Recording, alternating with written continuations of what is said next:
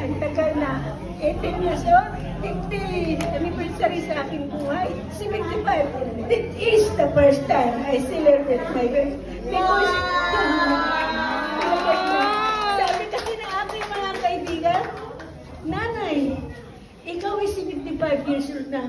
Sana abutin kami. Mag-celebrate ka naman. Ako bahala. At ikaw andyan ka lang.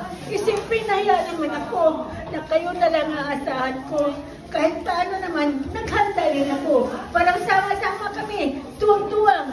At naraos din. Salamat. Maraming salamat talaga sa inyong lahat. The best time ko talaga is kumunod ko.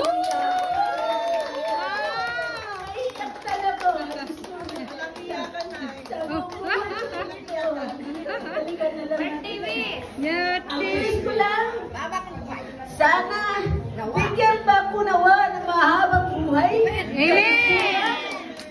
At pati mga pamilya at mga kaibigan dito sa Saipan, makapagpapamilya ko kayo. Mga anak ko kayo.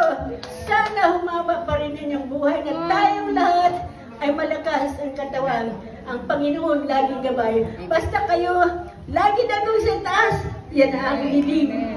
Basta dasal lang, dasal ka lang. Walang iba ang ating sagnay, sandata, ang ating Panginoon. Amen! Amen! Salamat sa way na busog. Okay mo, di ba? Maraming salamat sa inyo.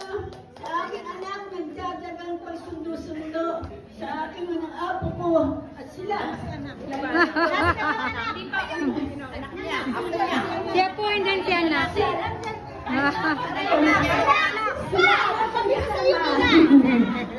Andyan sila. Itong aking mga anak, marami ako mga anak. Gusto ko mga adopted. Marami sila. Maganda. Salamat. Salamat sa inyo.